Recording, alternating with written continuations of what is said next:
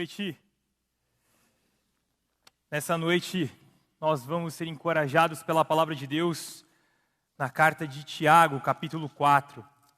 Por favor, abra sua Bíblia no capítulo 4 da carta de Tiago. Nossa leitura será do verso 1 ao verso 4. Tiago, capítulo 4, do verso 1 ao verso 4. Ainda que a tecnologia nos deixe na mão, ainda que a tecnologia fale conosco várias vezes, nós podemos confiar da palavra de Deus. Ela não falha, ela é eterna. Diz assim a palavra de Deus: de onde vêm as guerras e contendas que há entre vocês? Não vêm das paixões que guerreiam dentro de vocês? Vocês cobiçam coisas e não as têm, matam e invejam, mas não conseguem obter o que desejam. Vocês vivem a lutar e a fazer guerras, não têm porque não pedem. Quando pedem, não recebem, pois pedem por motivos errados, para gastarem seus prazeres. Adúlteros, vocês não sabem que a amizade com o mundo é inimizade com Deus? Quem quer ser amigo do mundo, faça inimigo de Deus. Ou vocês acham que é sem razão que a Escritura diz que o Espírito que Ele fez habitar em nós tem fortes ciúmes? Mas Ele nos concede graça maior. Por isso, diz a Escritura: Deus se opõe aos orgulhosos, mas concede graça aos humildes. Portanto, submetam-se a Deus, resistam ao diabo e ele fugirá de vocês. Aproximem-se de Deus e Ele se aproximará de vocês. Pecadores, limpem as mãos, e vocês que têm a mente dividida, purifiquem o coração. Entristeçam-se, lamentem-se e chorem. Troquem o riso por lamento e a alegria por tristeza. Humilhem-se diante do Senhor e Ele os exaltará. Em 24 de fevereiro de 2022, há um pouco mais de um ano, as tropas russas invadiram o território ucraniano, dando oficialmente início à guerra entre Rússia e Ucrânia. Nós, aqui no Brasil, estamos a aproximadamente 15 mil quilômetros de distância da Rússia e a um pouco mais de 10 mil quilômetros de distância da Ucrânia. E ainda assim, nós estamos aqui, num outro país, num outro continente, nós sentimos o impacto da realidade da guerra de algumas formas. E, na verdade, quando nós olhamos até para toda a história da humanidade, e a gente para observar as guerras que aconteceram ao longo dos séculos, principalmente as grandes guerras, a gente pode observar que elas tiveram um grande impacto na nossa vida também. Elas impactaram a maneira como nós enxergamos o mundo. E esse fato sobre as guerras, ela nos ensina algo bem importante. A guerra, quando ela é uma realidade, ela não pode ser ignorada. Ninguém é capaz de fugir da realidade da guerra. Quando nós estamos no meio de uma guerra, ainda que a gente esteja longe dela, nós vamos ser impactados. As nossas vidas vão ser alcançadas pelos efeitos da guerra. Algumas pessoas não pensam em guerra, algumas pessoas estão ignorando as guerras que aconteceram ao longo dos séculos, inclusive a guerra que está acontecendo agora. Algumas pessoas têm medo, fogem da guerra, mas ela é uma realidade brutal e forte demais. Tão forte que ninguém é capaz de se blindar completamente da realidade da guerra. E aí você está sentado aqui nessa noite, depois de um dia de trabalho, e se você é um crente no Senhor Jesus, se você já se arrependeu dos seus pecados e confiou em Cristo para a salvação, desde o dia do milagre da sua salvação, até o dia em que o Senhor Jesus há de te recolher para a glória, você está inserido em uma realidade de guerra. A vida cristã é uma vida marcada por guerras, lutas, conflitos, e não há escapatória. Não dá para desvincular a guerra da caminhada com Jesus, seguir a Jesus da guerra. A realidade da guerra, da vida cristã, ela é inevitável. Em Cristo, sim, a gente tem liberdade, a gente encontra alegria abundante, nós temos paz, paz com Deus principalmente, nós temos em Cristo uma esperança gloriosa, mas deste lado da eternidade, nós experimentamos todas essas coisas em um contexto de guerra. E aí você começa a se perguntar, Marcos, de que guerra é essa que você está falando? Contra quem? Eu nem atirar eu sei. Nós estamos guerreando pelo o que exatamente? Onde é que essa guerra está acontecendo que eu não estou vendo? E como é que eu venço? Se você tem que ter uma guerra, como é que eu faço para eu vencer? Então, nessa noite, eu quero convidar você a olhar para esse texto aqui junto comigo. E nós vamos aprender com os primeiros versos deste capítulo sobre a realidade da guerra na vida cristã. Nós vamos buscar na palavra de Deus direção, clareza, esperança e encorajamento para nós enfrentarmos a realidade da guerra. Nenhum de nós, sentados aqui, que são os crentes no Senhor Jesus, temos licença para ignorar, para evitar e fugir dessa guerra. Não há espaço para desertores no reino de Deus. Mas antes de nós começarmos a estudar esse texto, eu gostaria de compartilhar algumas informações que são relevantes sobre essa carta aqui e vão nos ajudar a entender a sua mensagem. A carta de Tiago ela foi escrita por um dos irmãos de Jesus. Tiago tinha uma posição de liderança na igreja de Jerusalém, e ele diz no verso 1, do capítulo 1, que ele escreveu para as 12 tribos da dispersão entre as nações. Essa carta foi escrita para igrejas que estavam dispersas, espalhadas. Muito provavelmente, grande parte desses crentes eram judeus convertidos. É por isso que ele se refere às igrejas como tribos. Tiago está fazendo uma referência às tribos de Israel, o povo escolhido de Deus.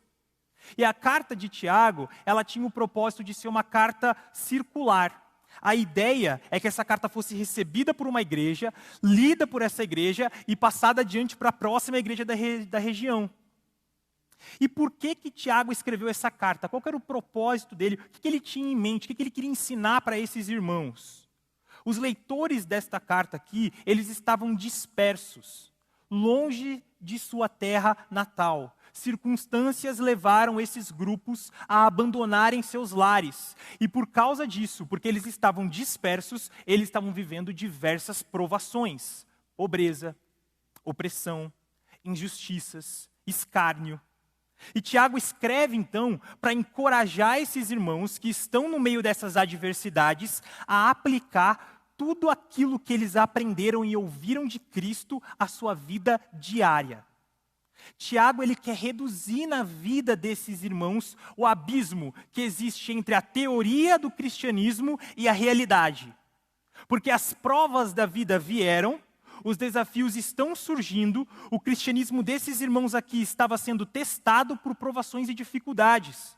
Tiago, então, escreve para encorajar, para advertir, para exortar, para ensinar esses irmãos sobre como a fé genuína em Cristo leva os fiéis a viverem de forma coerente no dia a dia, na vida real, apesar de todas as adversidades.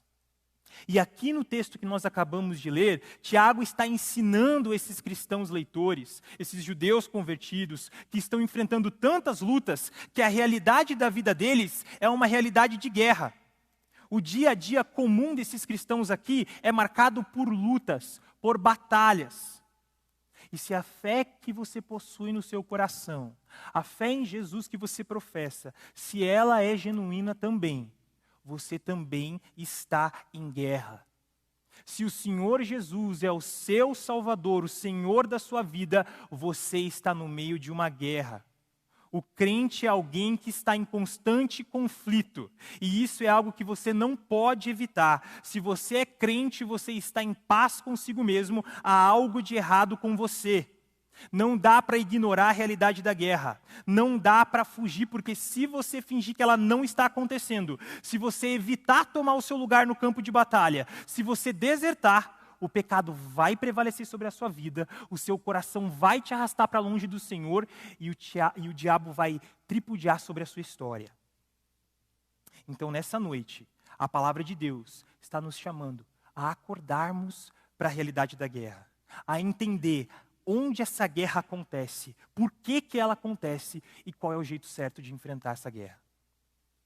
E a primeira coisa que nós aprendemos aqui é que na realidade da guerra, o coração é o campo de batalha. Tiago começa o capítulo ensinando os cristãos leitores de sua carta onde a verdadeira guerra está acontecendo. Se você já leu o livro de Tiago, se você passar pelos primeiros capítulos, você consegue encontrar algumas pistas sobre os conflitos que estavam acontecendo entre as pessoas para quem Tiago escreveu. Você descobre, por exemplo, nos primeiros capítulos da carta, que havia conflito entre esses irmãos porque eles faziam acepção de pessoas. Havia cristãos nessas igrejas que se relacionavam uns com os outros, baseando-se não no amor do Senhor, mas no status social do outro. Então tinha gente tratando melhor quem era rico, quem era bem vestido, bem apresentado, e tratando quem não estava nesse padrão com desprezo. E isso gerava conflito entre eles. Tiago, ele lida com esse assunto, mas Tiago diz para eles que esse não é o principal problema. A realidade da guerra é mais profunda.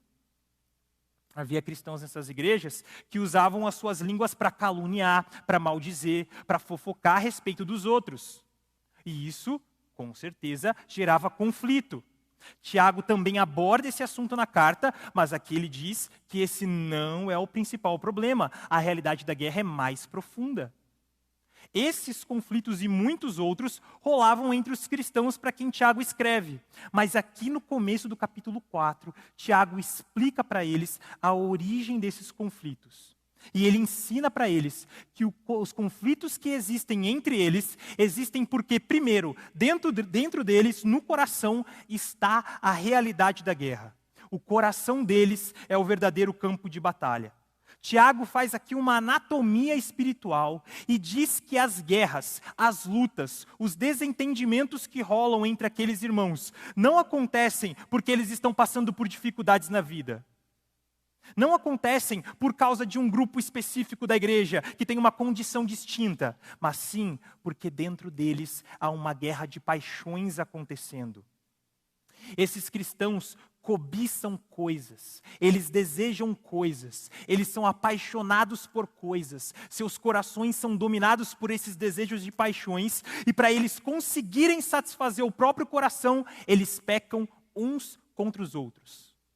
E quando esses desejos e paixões, que estão lutando dentro do campo de batalha que é o coração, quando eles vencem, surge toda sorte de conflito e desastre entre eles.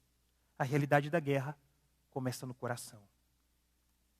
Nós temos um ensino extremamente valioso aqui, que lança a luz sobre todos os nossos conflitos, em casa, no trabalho, faculdade, na rua, trânsito e principalmente na igreja.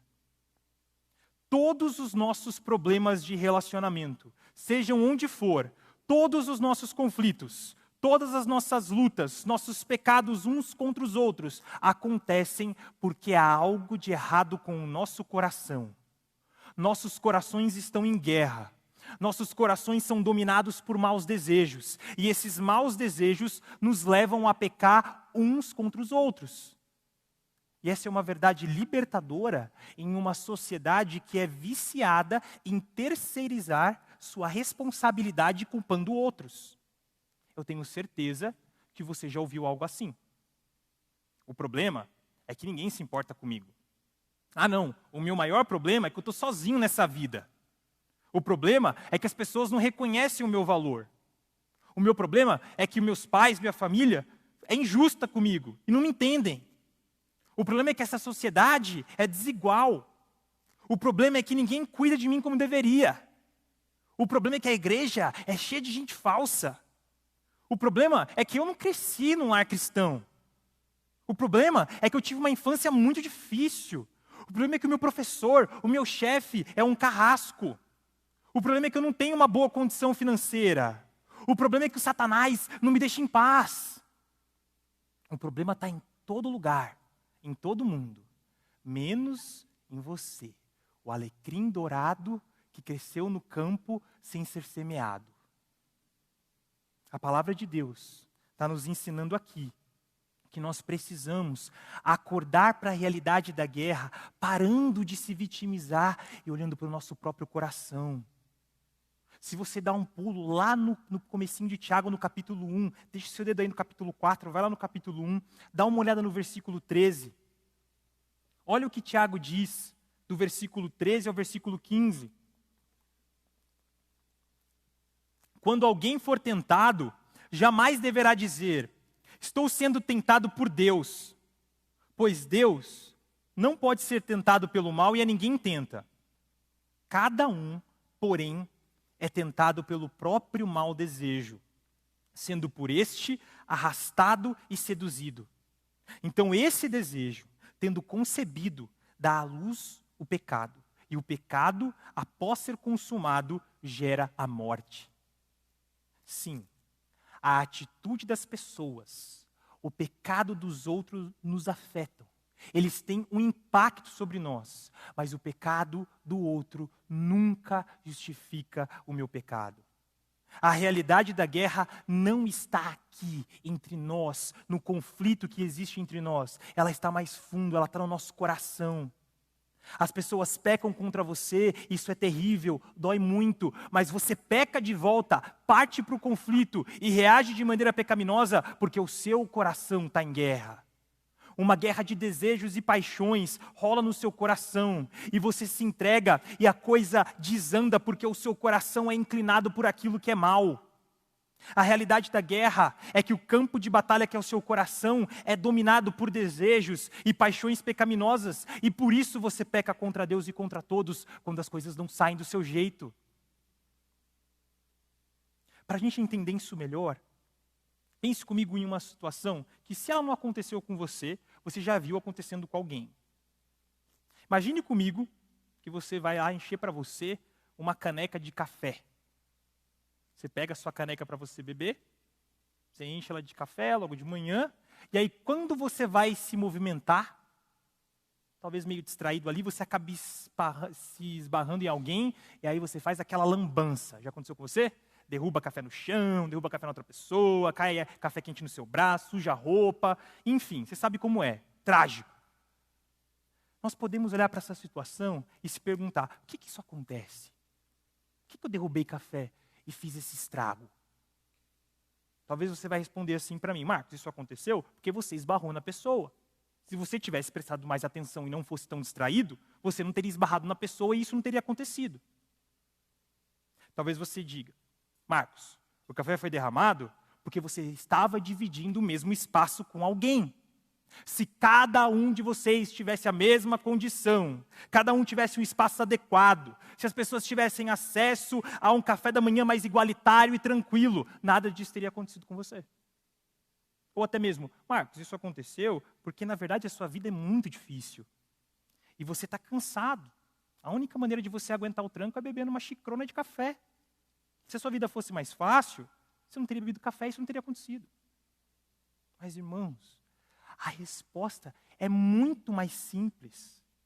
Eu só derramo café quente quando eu esbarro em alguém, porque dentro da caneca tem café. Se não tivesse café na caneca, ainda que alguém estivesse esbarrando em mim, eu não teria derrubado nada em ninguém. As situações, as lutas, as dificuldades, elas vêm sobre nós. É a vida acontecendo. E as circunstâncias só colocam para fora a guerra pecaminosa, aquilo que já está acontecendo dentro da gente, porque o campo de batalha é o nosso coração. Desde o Éden, tentamos culpar terceiros pelos nossos conflitos. E isso só nos faz mais cegos para a realidade da guerra, e só aumenta ainda mais a nossa derrota.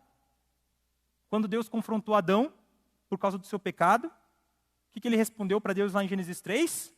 Foi a mulher que tu me deste. Diante da realidade da guerra, que acontece no campo de batalha, que é o seu coração, pare de culpar os outros para justificar os seus pecados. Pare de justificar o seu comportamento e o seu hábito pecaminoso usando a atitude ou a falta de atitude dos outros e as circunstâncias da vida. Pare de racionalizar o seu pecado com explicações vazias, com justificativas milaborantes, que só fazem você ficar mais cego para a realidade da guerra. Reconheça diante do Senhor que o problema é que você tem um coração mau. Admita para si mesmo que você deseja coisas que você não deveria desejar, que o seu coração queima por coisas que ele não deveria queimar. Aos casados aqui presentes, reconheçam que o problema não está no seu cônjuge, no cônjuge que não te valoriza, que não te ama, que não cuida de você da forma que você acha que você merece. O problema é que no campo de batalha do seu coração guerreiam desejos que dizem para você que você merece ser servido, que você merece ser amado. E quando você se entrega a esses desejos, eles te dominam o campo de batalha, você parte para o conflito e pune com palavras duras, com silêncio, atitudes maldosas. A gente é bem criativo para fazer justiça. Aos pais presentes aqui, reconheça que o problema, o maior problema, não está nos filhos que não se submetem da forma que você gostaria. O problema é que no campo de batalha do nosso coração, guerreiam desejos que nos levaram a construir ídolos para os nossos lares. E quando nossos filhos não se dobram aos ídolos do lar, erguidos pelo nosso próprio coração, os desejos pecaminosos dominam o campo de batalha, nós perdemos a paciência e reagimos com ira. Mas eu também não vou deixar de falar aos jovens aqui presentes. Juventude, crianças principalmente. Reconheçam que o problema não é que os seus pais não te entendem, que eles são velhos demais, que eles são de uma outra época, rígidos demais. E nossa, olha só que surpresa, eles não são pais perfeitos. O problema é que no campo de batalha do seu coração existem desejos que fazem você se achar sábio aos seus próprios olhos. No seu coração existe a vontade de você ser senhor da sua própria vida. E isso impede você de se submeter à vontade de Deus, de se submeter ao mandamento do Senhor e honrar os seus pais, independente de quem eles são. A palavra de Deus nessa noite, ela chama a gente a acordar para a realidade da guerra em cada uma das esferas da nossa vida. Ela nos chama a olhar para o nosso próprio coração e assumir a nossa culpa. A parar de tratar os outros como responsáveis pelo nosso pecado e admitir que a realidade da guerra é mais profunda, porque o nosso coração é o verdadeiro campo de batalha. A realidade da guerra, ela só é real de fato para nós. Nós só estamos diante dela e só conseguimos lidar com o nosso pecado biblicamente quando nós estivermos bem conscientes de que ela começa no nosso coração.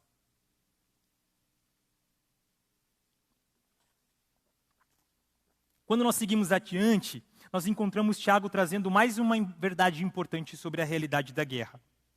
Tiago ensina do versículo 4 ao versículo 5, que na realidade da guerra, a luta é pela fidelidade. Diante da realidade da guerra, Tiago usa aqui um termo forte para se referir aos cristãos leitores dessa carta. Ele os chama de adúlteros. Por quê? Porque Tiago diz que a guerra que existe dentro do coração deles é uma guerra de amores. A guerra acontece porque eles amam o que é mundano. Eles desejam aquilo que desagrada a Deus. Suas paixões criam ídolos. Os conflitos entre eles revelam esses ídolos e mostram que eles são infiéis a Deus. Tiago diz ainda que não dá para eles terem os dois. Não dá para eles serem amigos do mundo e amigos de Deus ao mesmo tempo. O conflito externo destes cristãos mostra que o coração deles é dividido. De um lado, há um desejo pelo Senhor, por aquilo que é puro, santo e bom. E do outro, há desejos e paixões pecaminosos por aquilo que é mundano. Quando os cristãos leitores se entregam aos desejos pecaminosos de seus corações, eles se prostram diante de um ídolo e se tornam infiéis a Deus. No final das contas, se trata de uma guerra pela fidelidade. A batalha não é para ver quem consegue ter o coração mais puro, quem é o mais crente. A luta não é para ver quem é o crente com o coração mais certinho, mais religioso e santo. A luta não é para quem pecou seja castigado e quem sofreu injustiça seja recompensado. Tiago deixa claro que nenhum desses é o grande objetivo da guerra. A luta é pela fidelidade a Deus. E ele coloca aqui ainda uma verdade arrasadora. Tiago diz para esses irmãos: o Senhor Deus colocou o seu Espírito Santo em vocês. O Senhor Deus habita em seus corações. Ele deu a vocês o seu Espírito. Ele os selou como propriedade dele. Ele está diante dessa guerra. Deus está atento à batalha, ele vê. Essa guerra acontece diante dos olhos santos do Senhor. Ele sabe da realidade da guerra. E todas as vezes que os desejos pecaminosos prevalecem no coração, prevalecem sobre a fidelidade a Deus, vocês cometem adultério diante dos olhos santos do Senhor, e ele tem fortes ciúmes. Esse texto está nos ensinando o objetivo da guerra que acontece no nosso coração. Tiago nos ensina que a guerra é pela fidelidade. A Bíblia não diz que a guerra é para que você seja um amigo melhor. É muito maior do que isso. A guerra é para você ser fiel a Deus nas suas amizades. A guerra não é simplesmente para você ser um filho, um irmão, um marido, uma esposa, uma mãe, um pai, uma avó, um vô melhor em casa. É maior do que isso. A guerra é para você ser fiel no papel que o Senhor confiou a você no seu lar. A guerra não é para você ser o melhor profissional, o melhor estudante, para você se destacar e prosperar naquilo que você faz. É mais do que isso. A guerra é para você ser fiel a Deus onde Ele te colocou, fazendo aquilo que Ele te chamou para fazer. A guerra não é para você ser um servo zeloso na casa do Senhor e uma bênção para o povo de Deus, se tornando um crente que os outros admiram e segue de exemplo. É mais do que isso. A guerra é para você ser fiel na igreja. Veja que todas essas coisas, elas são boas, legítimas. Se você falha nessas coisas, você com certeza desagrada a Deus. E isso revela que o seu coração está no lugar errado. Mas veja como o problema do nosso coração é grande. O nosso pecado é tão enganoso que você ainda pode tirar todas essas coisas de letra e ainda assim ser infiel a Deus. Basta você desejar essas coisas acima do próprio Deus. E um ídolo surgiu. Uma expressão de amor por aquilo que é mundano e terreno. Quando nós nos rendemos a esses amores, nós cometemos adultério diante do Senhor, e o Espírito Santo que habita em nós sente fortes ciúmes, porque o Senhor fez uma aliança de amor eterna conosco, enviando o seu Filho amado para morrer na cruz por amor a pecadores.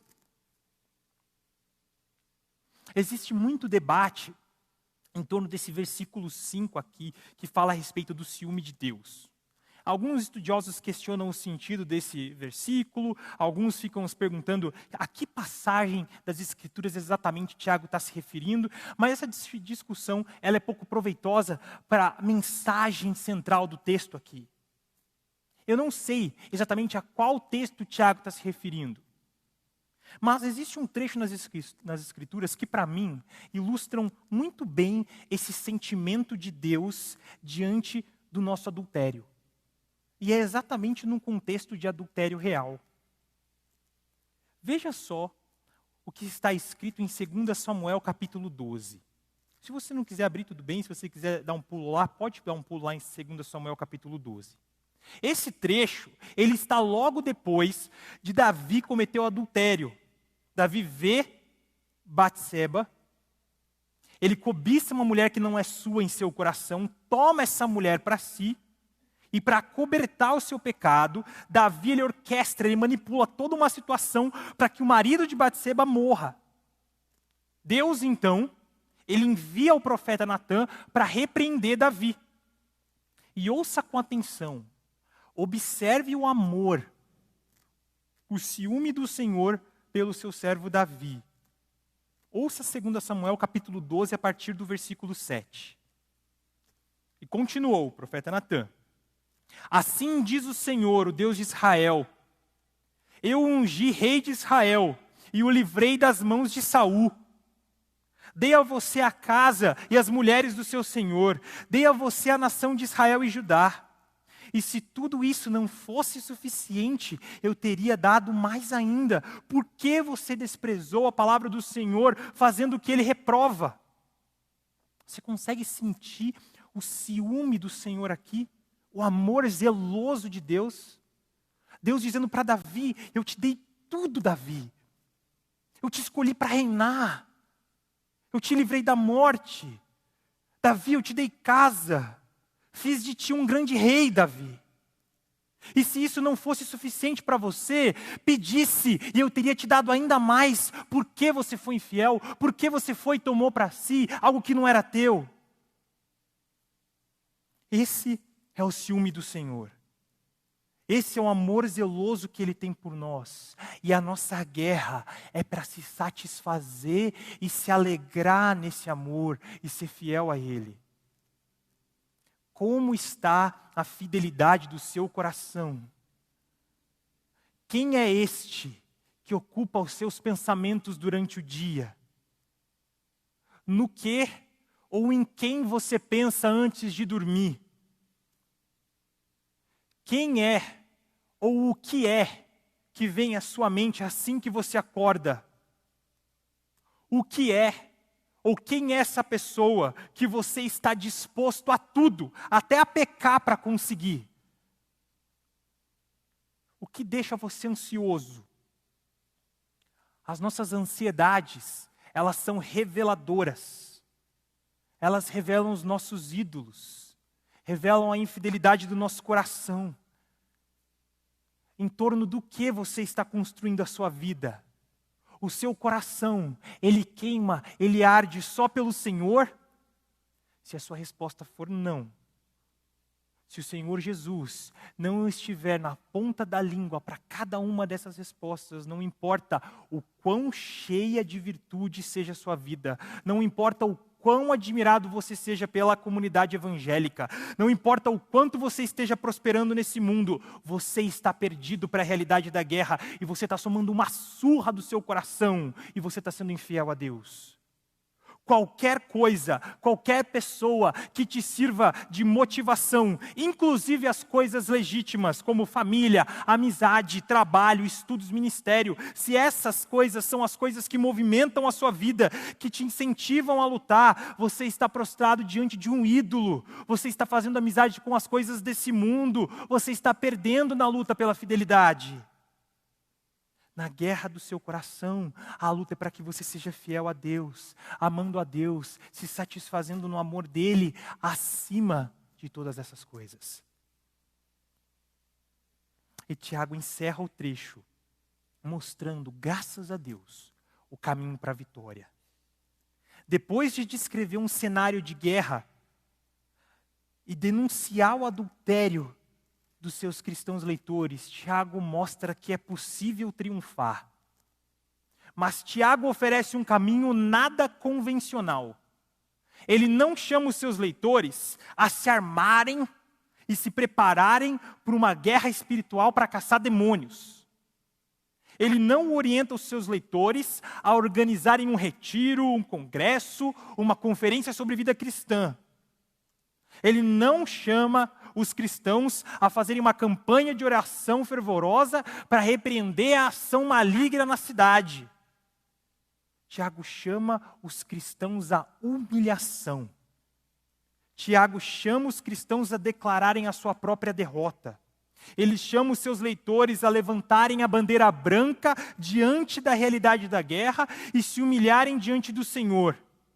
E Tiago diz ainda para eles que tentar um caminho diferente disso, tentar lutar pelas suas próprias forças, ignorar os caminhos do Senhor, usar os seus próprios esquemas, confiar na sua própria inteligência e na sua própria tática de guerra, é orgulho. É desprezar a orientação, é desprezar o próprio Deus. Tiago diz, não sejam orgulhosos. Não achem que vocês dão conta de vencer essa guerra, porque vocês não dão. Se vocês optarem por esse caminho, pelo caminho do orgulho, Deus irá se opor a vocês. Tiago diz que Deus se opõe aos orgulhosos. O que isso significa? Significa que tudo que o orgulhoso faz, Deus é contra. Imagina que beleza de vida é essa. Deus sendo contra todas as suas escolhas, todas as suas decisões. Cada passo teu, Deus é contra. Esse é o caminho do orgulhoso. Tiago diz, não vá por aí. Isso não vai te levar à vitória. Tiago diz para os cristãos convertidos da dispersão, humilhem-se diante do Senhor, reconheçam que vocês são fracos e desarmados, confessem que vocês são infiéis, confessem que seus corações são impuros, confessem que vocês desejam e são apaixonados por muitas outras coisas acima do Senhor Jesus. Admitam que os seus amores são bagunçados. Se rasguem diante do Senhor, porque são esses, são os humilhados, os derrotados, são os que declararam falência, que recebem graça e triunfam na batalha. E você pode perguntar, mas Tiago, e o diabo? Tiago responde, fala, resista ao diabo, que o diabo vai embora. Não é para lutar com o diabo, é para resistir, é para se aproximar de Deus. E ao se aproximar de Deus, em humilhação, Deus irá se aproximar de vocês, porque Deus nunca rejeita um coração humilhado. Se tem uma coisa que ninguém vai encontrar no inferno, é alguém que disse, eu me humilhei diante de Deus. Eu pedi para que Deus tivesse misericórdia de mim. Pedi para que Deus me desse graça e Deus não me deu. Não existe ninguém assim no inferno. Não vai existir ninguém assim no inferno. Porque todos que se aproximam de Deus em humilhação são recebidos pelo Senhor com misericórdia. Você consegue ver o ensino precioso que nós encontramos aqui nesses versos finais? A vitória não é para os mais santos. A vitória não é só daqueles que nasceram em berço evangélico. A vitória não é daqueles que manjam mais de Bíblia. A vitória não é dos mais inteligentes, dos mais ricos, dos mais fortes. A vitória na guerra contra o pecado é dos humilhados. O caminho para vencer a guerra pela fidelidade a Deus, que é travado dentro do nosso coração, é humilhação. Esse é o único caminho. Optar por qualquer outro caminho é orgulho diante do Senhor. E além de tomar uma surra do próprio coração, você vai acabar se colocando contra o próprio Deus. É isso que você quer para a sua vida. Tem um filme de guerra que eu gosto bastante, que chama Corações de Ferro. Eu gosto desse filme, porque a grande maioria dos filmes de Hollywood apresentam os jovens como heróis. Você já percebeu isso? Hollywood ensinou a minha geração, que cresceu assistindo Harry Potter, Crônicas de Nárnia, tudo mais, todos esses filmes infantis juvenis, com história de fantasia, que são os jovens, que vão vencer as guerras e salvar o mundo. Não é verdade? Esse filme não é assim. Ele conta a história de um pequeno grupo de soldados na Segunda Guerra Mundial. Eles têm ali um tanque de guerra. O filme passa praticamente inteiro ali com eles dentro do tanque de guerra tentando sobreviver. E um dos soldados desse grupo é um jovem chamado Norman. Ele vai aparecer aí na TV, não sei se vai dar para ver. Ele é interpretado por um ator chamado Logan Lerman.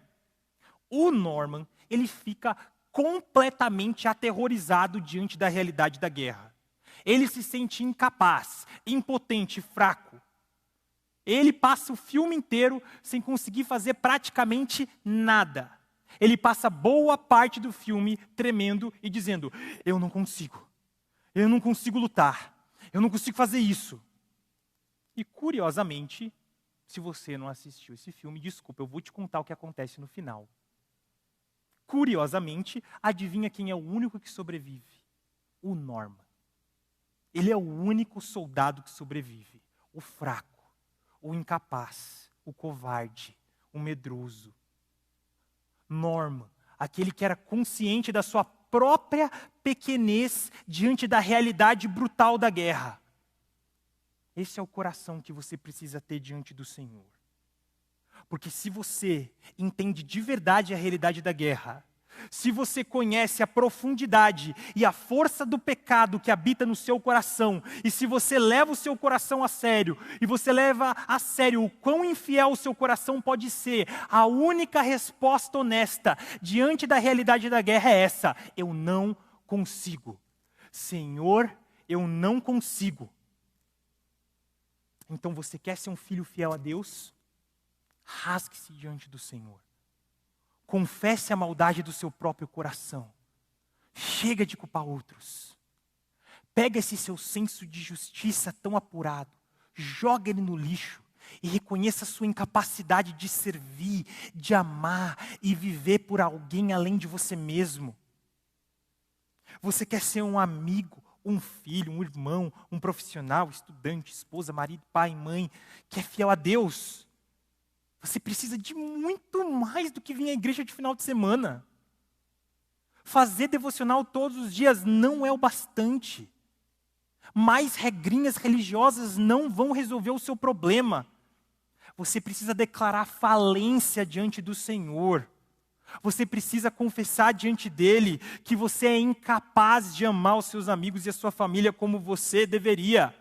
Porque além dos fardos desses relacionamentos serem pesadíssimos, o seu coração, ele é cheio de paixões e desejos que te impedem de atender o chamado que o Senhor tem para você.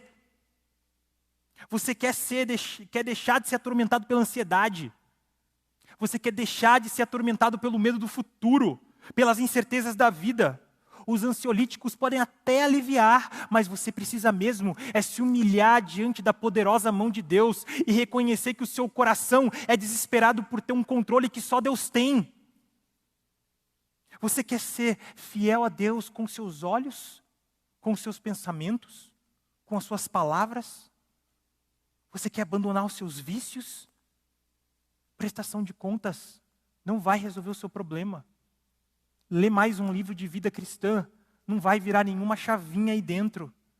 Você precisa declarar diante do Senhor a sua total incapacidade de vencer a guerra contra a tentação, se não for a graça de Deus. Você precisa confessar diante do Senhor que você ama aquilo que é mal, que você deseja o que ofende o Senhor, e você precisa clamar que Ele salve você dessas paixões do seu coração, porque se depender de você, você morre no campo de batalha agarrado a elas. O nosso problema não é que nós somos fracos. A nossa fraqueza não é o nosso problema. O problema é que diante da realidade da guerra, a gente insiste em tentar ser forte. Nós tentamos ser fortes e lutar com uma força que não temos. Então, você quer acordar para a realidade da guerra? Você quer triunfar como um guerreiro fiel a Deus? A humilhação é o caminho da vitória. A humilhação diária. Porque quando você se humilhar, quando você levantar a bandeira branca de rendição, reconhecendo a sua fraqueza, reconhecendo a sua necessidade de salvação, é nesse momento que Cristo Jesus, o Filho amado de Deus, invade o campo de batalha como um grande Rei Salvador, te pega pela mão e a sua poderosa graça te coloca de pé na realidade da guerra. Então você que está aqui nessa noite, que talvez até aqui esteve distraído diante da realidade da guerra. Você que até aqui tem sido derrotado dia após dia no campo de batalha. Você que abandonou a guerra porque você cansou de lutar. Você que está ignorando a guerra porque você descobriu que dá para se adestrar e se comportar de uma forma evangélica e aceitável aqui na comunidade. Você que precisa de encorajamento para levantar do chão e voltar da guerra porque está cansado. Olhe para Jesus. Agarre-se a Jesus. Porque em Cristo nós encontramos um grande guerreiro. Nós encontramos a rocha eterna, o Rei dos Reis. Ele é o príncipe da paz em meio à guerra. Ele é aquele em quem nós podemos encontrar refúgio, descanso, liberdade, perdão e graça para guerrearmos contra o pecado e sermos fiéis a Deus. Primeiramente porque Cristo conhece o nosso coração. Ele conhece as nossas tentações. Cristo sabe como é. Esses desejos, essas paixões que borbulham aí dentro e guerreiam contra a sua alma, Cristo entende bem. Porque apesar de nunca ter pecado, Cristo foi tentado em tudo, mas ele venceu a guerra. Cristo é o Filho fiel. Não existiu um único segundo sequer em toda a história em que Cristo não tenha sido fiel, completamente fiel a Deus Pai. Ele foi fiel em tudo, em todas as fases da vida, em todas as circunstâncias, principalmente nas mais difíceis. Cristo foi fiel em tudo aquilo que eu fui infiel. Não tem um segundo sequer em que Cristo Jesus não tenha amado o Pai com todas as suas forças, com todo o seu entendimento, com todo o seu coração, com toda a sua alma, acima de todas as coisas. E Cristo, mesmo ele sendo este Filho perfeito, fiel, ele enfrentou a humilhação. Ele se humilhou diante da mão de Deus Pai por amor a pecadores. Ele enfrentou a cruz, morrendo uma morte humilhante, para que pecadores, aqueles que são derrotados na guerra contra o pecado, tenham perdão e vida eterna e possam triunfar. E é por isso que diante da realidade da guerra, não há nenhum outro nome lá fora, nenhum outro Salvador, além de Jesus Cristo, o Filho de Deus. A guerra contra o pecado, a guerra pela fidelidade a Deus, ela é real, mas ela já foi vencida. Porque na cruz, por amor a pecadores, Cristo triunfou sobre o pecado, a morte, e Ele vem para o campo de batalha do seu coração. Ele vem para você nessa noite e diz: venha para mim. Venha para mim. Confie em mim. Receba a minha graça. Receba o meu perdão, receba o amor do Pai.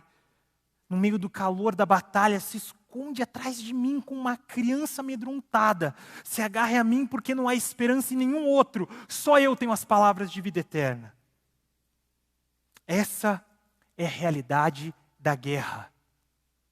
Cristo nessa noite te chama a encarar a realidade da guerra. Mas Ele também te oferece graça, te oferece o amor que você precisa e o poder que você não tem para lutar por um coração fiel a Deus. Humilhe-se diante dele. A grande lição do texto que nós estudamos nessa noite é que só vencemos a guerra pela fidelidade do nosso coração quando nos rendemos à graça de Deus. Só vencemos a guerra pela fidelidade do nosso coração quando nos rendemos à graça de Deus. Baixe sua cabeça. Ore comigo, por favor.